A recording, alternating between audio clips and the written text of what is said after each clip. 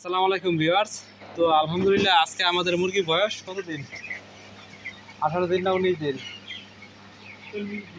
তো একটা মুরগির বয়স 19 দিন আর একটা মুরগির বয়স 18 দিন। কারণ আমরা একদিন আগে কিছু মুরগি পাইছিলাম এবং একদিন পরে কিছু মুরগি পাইছিলাম। এইটা আপনাদের অবশ্যই ভিডিওর মাধ্যমে দেখাইছি।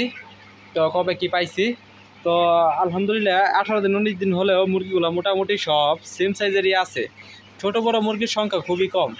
তার মানে ব্রুডিংটা সঠিক হয়েছে। আপনার ব্রুডিংটা সঠিক হয়েছে নাকি এটা কিভাবে বুঝবেন?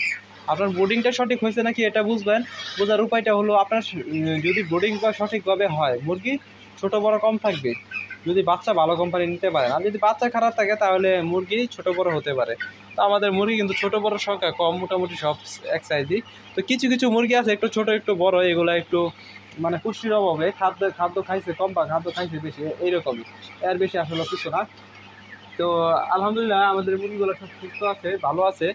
মোট কথা হচ্ছে এটাই, আমাদের মুরগিগুলো কিন্তু তেমন গ্রোথ হয়েছে না। 18 দিন 19 দিনের তুলনায় কিন্তু তেমন কোনো গ্রোথই হয়েছে না, এখনও পর্যন্ত গ্রোথ হয়নি। তো আরও ভালো গ্রোথ হবার কথা ছিল, তো গ্রোথটা কিন্তু আমাদের লস খাইতেছি। তো আমাদের মুরগি কিন্তু গ্রোথ কম হবে, বাট গ্রোথ তো কমই হবে, কারণ এখনও খাবারও খাই নাই। খাবার তেমন একটা খাই নাই আমাদের মুরগি, টোটালি খাবার খাইছে এই যে আমি একটা খাবারের বস্তার উপর বসে রয়েছি। তো এইটা শুধু নিয়ে আমাদের খাবার খাইছে আনুমানিক সাতটা বা 8টা খাদ্যের মতো খাইছে। তো 7টা 8টা খাদ্যে মোটামুটি এরকম হয়েছে। তো আলহামদুলিল্লাহ আর মুরগি আমরা 5-7 দিন রাখবো, তো 5-7টা আরও খাওয়াবো। দেখি আলহামদুলিল্লাহ পরে কী হয়।